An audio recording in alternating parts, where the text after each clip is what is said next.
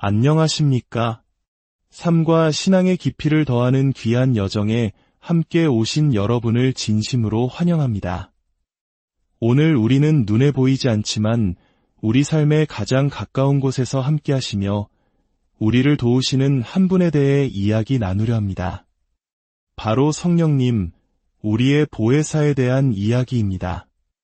이 시간을 통해 여러분의 마음에 깊은 평안과 위로가 깃들기를 기도하며 잠시 이 말씀에 귀 기울여 주신다면 하나님의 크신 은혜가 여러분의 삶 가운데 가득 넘치리라 믿습니다. 좋아요와 구독으로 이 은혜의 여정에 동참해 주신다면 더 많은 영혼에게 이 귀한 말씀이 흘러가는 축복의 통로가 될 것입니다. 주님의 이름으로 여러분 모두를 축복합니다. 이야기는 예수께서 사랑하는 제자들의 곁을 떠나 하늘로 돌아가셔야 할 시간이 다가왔을 때 예루살렘의 한 다락방에서 시작됩니다. 예수님은 마지막 가르침을 주기 위해 제자들을 그곳으로 모으셨습니다. 지난 3년간 제자들에게 예수님은 세상의 전부였습니다. 기쁠 때나 슬플 때나 삶의 스트레스와 축하의 순간 속에서나 그들은 언제나 예수님을 찾을 수 있었습니다. 그분의 따뜻한 음성과 눈빛, 그분의 존재 자체가 제자들에게는 길이었고 힘이었습니다. 하지만 이제 예수님은 곧 떠나신다고 말씀하십니다. 제자들의 마음은 불안과 슬픔으로 가득 찼습니다. 마치 어린아이가 부모를 잃는 듯한 막막함이었을 것입니다. 예수님 없는 세상을 어떻게 살아가야 할까요? 이 질문은 비단 2000년 전 제자들만의 것이 아닙니다. 오늘을 살아가는 우리 그리스도인들 역시 같은 질문 앞에 서 있습니다. 우리는 예수님이 부활하셨고 살아계심을 믿습니다. 하지만 그분을 눈으로 볼 수도 손으로 만질 수도 없는 물리적 부재의 현실 속에서 살아가고 있습니다. 바로 그 순간 예수님은 제자들에게 그리고 오늘날 우리에게 놀라운 약속을 주십니다. 그분이 떠나신 자리를 채워줄 또 다른 조력자, 바로 보혜사 성령님에 대한 약속입니다. 먼저 우리는 성령님이 누구신지 명확히 이해해야 합니다. 성령님은 삼위일체 하나님의 제3위격이십니다. 성부 하나님, 성자 예수님, 그리고 성령 하나님. 세 분은 각기 고유한 위격을 가지시지만 본질적으로는 한 분 하나님이십니다. 성부께서 신성의 모든 속성을 가지신 것처럼 성자 예수님과 성령님 또한 신성의 모든 속성을 온전히 지니고 계십니다.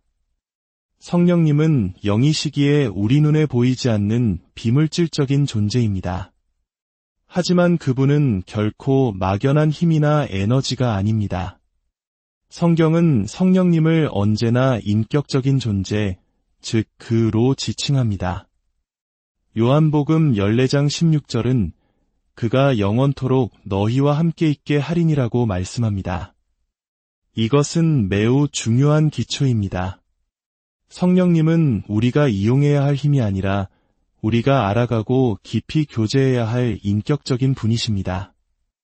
인격의 세 가지 속성은 지성, 감정, 그리고 의지입니다. 성령님은 생각하시고 느끼시며 선택하십니다. 앞으로 우리가 말씀을 더 깊이 살펴볼수록 우리는 성령님의 생각과 감정, 그리고 그분의 선택을 마주하게 될 것입니다.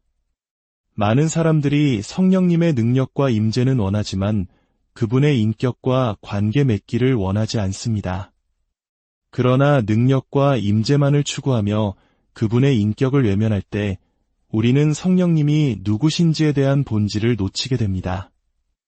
예수님은 곧 떠나실 것을 아셨습니다. 그리고 요한복음 14장에서 이렇게 약속하십니다. 내가 아버지께 구하겠으니 그가 또 다른 보혜사를 너희에게 주사. 또 다른 보혜사라는 말에 주목해야 합니다. 여기서 또 다른이라는 헬라어 단어 알로스는 질적으로 똑같은 다른 하나를 의미합니다. 즉, 예수님은 내가 떠나지만 나와 똑같은 분을 너희에게 보내주겠다고 약속하신 것입니다. 성령님은 이 땅에서 예수님을 완벽하게 대체하는 분이십니다. 제자들이 예수님과 함께 있을 때 그들은 모든 어려움과 고통, 두려움과 실패 속에서 도움을 받았습니다. 예수님은 언제나 그들 곁에서 도우셨습니다. 이제 그분이 떠나시지만 나는 너희를 도움 없이 내버려 두지 않겠다고 말씀하십니다. 그리고 내가 보내는 그 도움은 마치 내가 여전히 너희와 육신으로 함께 있는 것과 같은 본질을 가질 것이다. 이 보혜사, 즉 헬라어로 파라클레토스는 곁에서 돕기 위해 부름받은 자라는 뜻을 가집니다. 예수님은 요한복음 14장 18절에서 결정적인 말씀을 하십니다. 내가 너희를 고아와 같이 버려두지 아니하고 너희에게로 오리라. 이 말씀을 들은 제자들은 혼란스러웠을 것입니다. 예수님, 떠나신다면서요? 그런데 어떻게 다시 오신다는 말씀입니까? 예수님은 육신으로는 떠나시지만 성령님을 통해 우리에게 오시겠다고 약속하신 것입니다. 그러므로 성령님은 우리가 예수님을 만나는 통로이며 다시 오실 예수님을 기다리는 동안 이 땅에서 예수님의 임재를 경험하게 하는 분이십니다.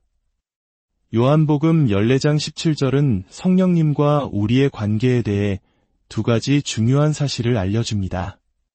그는 너희와 함께 거하시며 또 너희 속에 계시겠습니다. 성령님은 우리 곁에 계시는 동시에 우리 안에 거하십니다. 우리 곁에 계신다는 것은 가장 가까운 동반자가 되어주신다는 의미입니다. 우리가 걸을 때, 일할 때, 어디에 있든지 항상 우리와 함께 하십니다. 우리의 가장 친한 친구처럼 우리 곁을 지키십니다. 하지만 그뿐만이 아닙니다. 그분은 동시에 우리 안에 거하십니다. 우리 존재의 가장 깊은 곳에 내주하십니다. 이 놀라운 진리 때문에 우리는 결코 고아가 아닙니다. 사랑하는 성도 여러분, 이 사실을 기억하십시오. 여러분은 인생의 그 어떤 순간에도 결코 절대로 혼자가 아닙니다. 성령님께서 여러분 곁에 그리고 여러분 안에 항상 함께 계시기 때문입니다. 이것이 바로 성령님께서 주시는 위로, 사도행전 9장 31절이 말하는 성령의 위로입니다. 성령님은 또한 우리의 옹호자 혹은 변호사가 되십니다. 법정에서 변호사가 우리의 입장을 변호하듯이 성령님은 하나님 앞에서 우리를 위해 변호하시고 세상의 공격으로부터 우리를 지키십니다. 그분은 우리의 인도자이십니다. 우리를 모든 진리 가운데로 인도하시며 수많은 인생의 갈림길에서 올바른 결정을 내리도록 도우십니다. 또한 로마서 8장 26절과 27절에 따르면 그분은 우리의 중보자이십니다. 우리가 너무 지쳐 말로 기도할 수 없을 때 탄식으로 우리를 위해 기도해 주시는 분입니다. 이 모든 것이 가능한 이유는 성령님께서 하나님의 모든 신성을 지니신 분이기 때문입니다. 그렇다면 이토록 놀라운 성령님의 임재를 우리는 어떻게 삶 속에서 실제적으로 경험할 수 있을까요?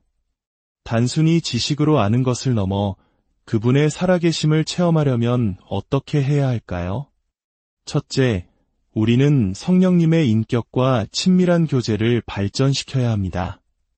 그분의 능력만을 구하는 것이 아니라 그분의 인격을 구해야 합니다. 성경은 성령님이 우리와 거하신다고 말합니다. 이것은 단지 방문하는 관계가 아니라 삶 전체를 함께하는 동행을 의미합니다. 갈라디아서 5장은 성령을 따라 행하라고 권면합니다. 걷는다는 것은 삶의 방향과 과정을 의미합니다. 성령님과 동행하는 삶이란 첫째, 하나님의 뜻이라는 목적지를 향해 움직이는 것입니다. 둘째, 걷는 행위가 한 발 한 발 체중을 싣는 의존의 연속이듯 매 순간 성령님을 의지하는 것입니다. 셋째, 한 걸음으로 끝나지 않듯 삶의 모든 영역에서 지속적으로 그분과 소통하는 것입니다. 쉬지 말고 기도하라는 말씀처럼 아주 작은 결정부터 큰 관계에 이르기까지 모든 것을 그분과 의논하며 살아가는 것입니다. 둘째, 우리는 예수 그리스도와 하나됨을 부끄러워하지 말아야 합니다.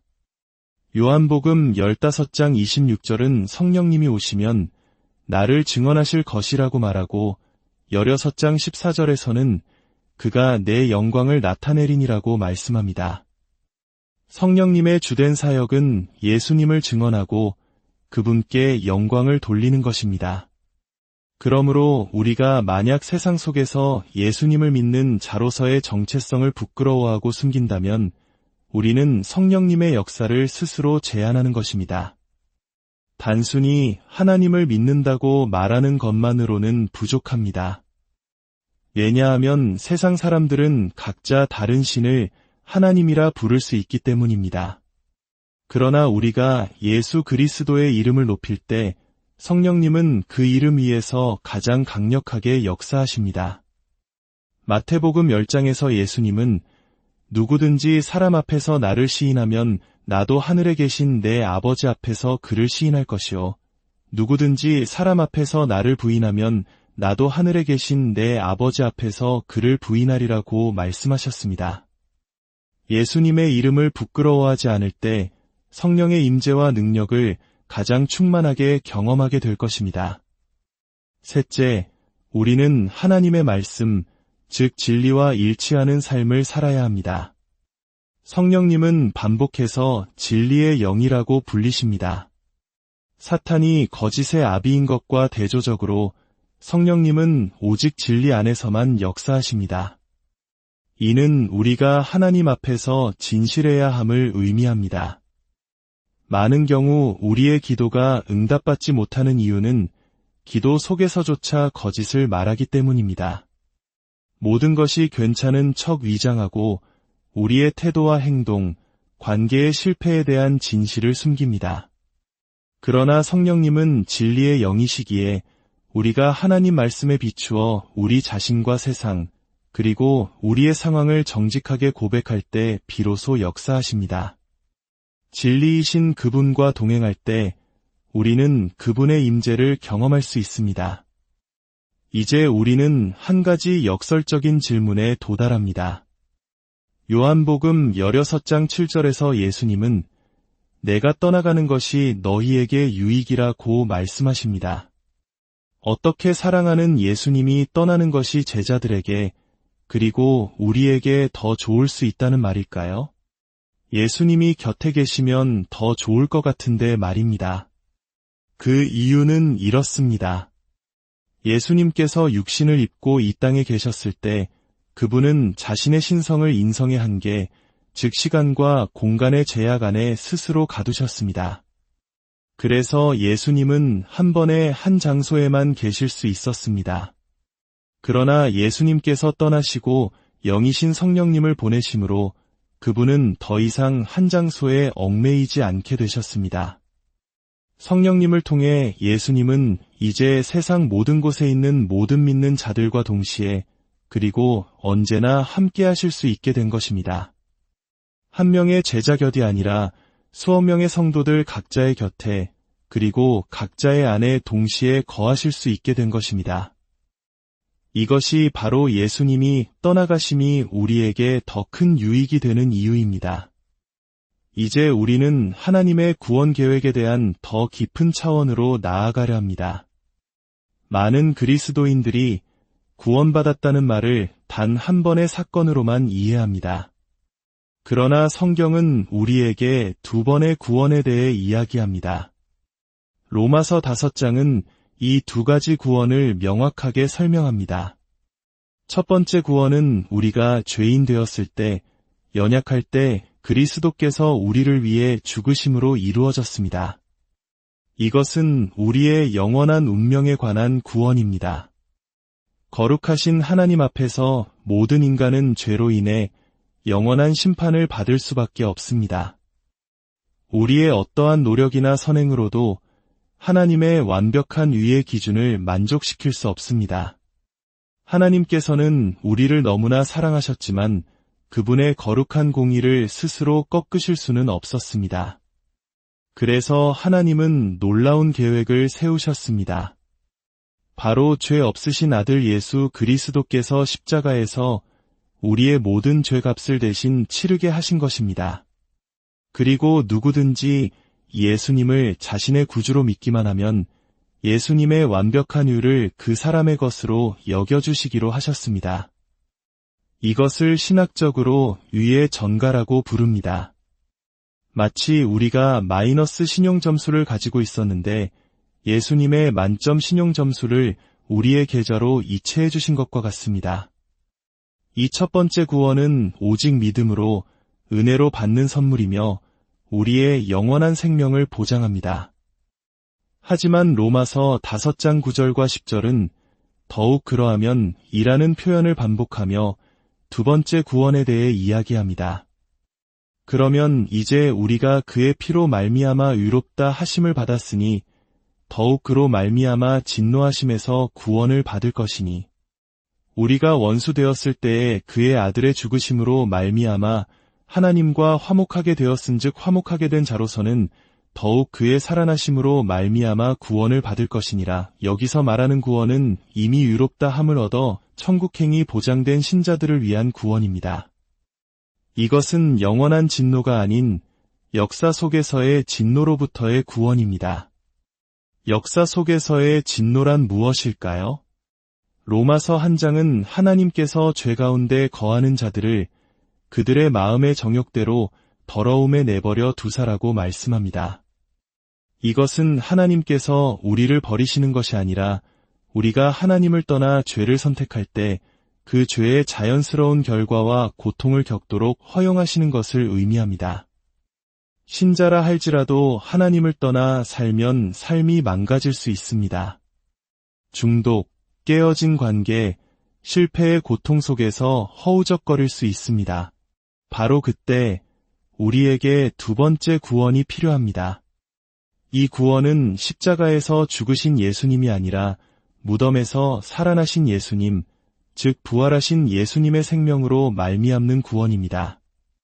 예수님의 죽으심이 우리의 영원한 죄를 해결했다면 그분의 부활 생명은 오늘 우리의 삶의 문제들, 즉 중독과 실패와 절망의 결과로부터 우리를 건져내시는 능력입니다. 사랑하는 여러분, 이것이 바로 부활의 능력입니다. 예수님은 단지 우리를 천국에 데려가시기 위해 구원하신 것이 아닙니다.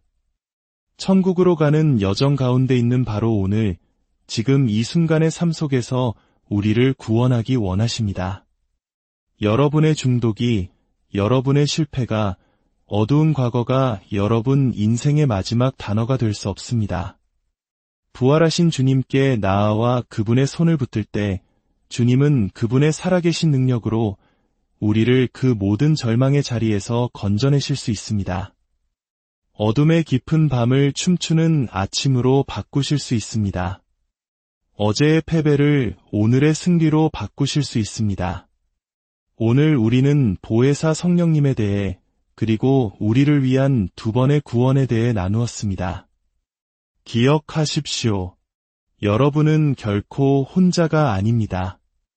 보혜사 성령님께서 지금 여러분 곁에 그리고 여러분 안에 함께 계십니다. 그리고 우리를 위해 죽으시고 다시 사신 예수 그리스도께서는 영원한 생명을 주셨을 뿐만 아니라 오늘 당신의 삶을 모든 어려움에서 건져내실 능력이 있으십니다. 이 말씀이 여러분의 삶의 깊은 위로와 새로운 힘이 되기를 소망합니다. 이 은혜로운 소식이 마음에 와 닿으셨다면 좋아요와 구독, 그리고 공유를 통해 이 희망의 메시지를 주변에 나누어 주십시오. 여러분의 작은 나눔이 누군가에게는 절실한 위로와 구원의 통로가 될 수 있습니다. 여러분의 나눔의 손길 위에 하나님의 풍성한 축복이 함께하기를 기도합니다. 주님의 평강이 여러분과 함께